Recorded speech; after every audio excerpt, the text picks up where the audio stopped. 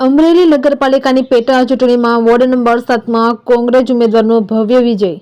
અમરેલી નગરપાલિકા પેટા ચૂંટણીમાં કોંગ્રેસ પક્ષના ઉમેદવાર માધવીબેન રાજનભાઈ જાનીનો 865 મતે ભવ્ય વિજય થયો હતો।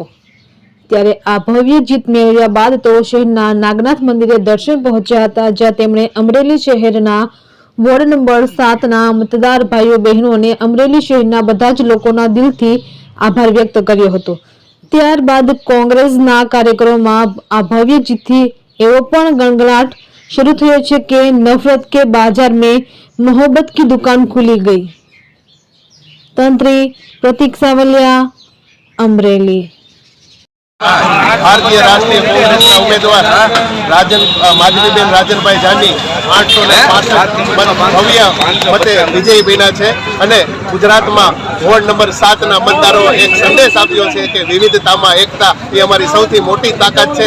ભાજપે ત્યાંથી એક મુસ્લિમ ઉમેદવારને ટિકિટ આપી હતી, જ્યારે ભારતીય રાષ્ટ્રીય કોંગ્રેસે એક બ્રાહ્મણની હિન્દુ દીકરી ત્યાંથી લડતી હતી, તો વોર્ડ નંબર 7ના તમામ મુસ્લિમ બિરાદરો અને તમામ ભાઈઓએ એક હિન્દુ દીકરીને જીતાડી અને આખા ગુજરાતમાં એક સંદેશ આપ્યો છે કે અમે જ્ઞાતિ જાતિના વાડામાં નથી માનતા, અમે કોમવાદમાં નથી માનતા, અમે રાષ્ટ્રવાદમાં માનીએ છીએ। ભારત છે એ અમારા માટે સર્વોપરી છે, બંધારણ છે એ અમારા માટે સર્વોપરી છે। અને આ મોહબ્બતની દુકાન ગુજરાત રાહુલ ગાંધીજીએ જે મુહિમ ઉપાડી છે આખા ભારતમાં, તેને અમરેલીમાં મોહબ્બતની દુકાન ખુલી છે અને આવતા દિવસોમાં મને સંપૂર્ણ વિશ્વાસ છે કે ગુજરાતમાં પણ વિધાનસભા લોકસભાની ચૂંટણીમાં સમગ્ર રાજ્યમાં મોહબ્બતની દુકાન ખુલશે।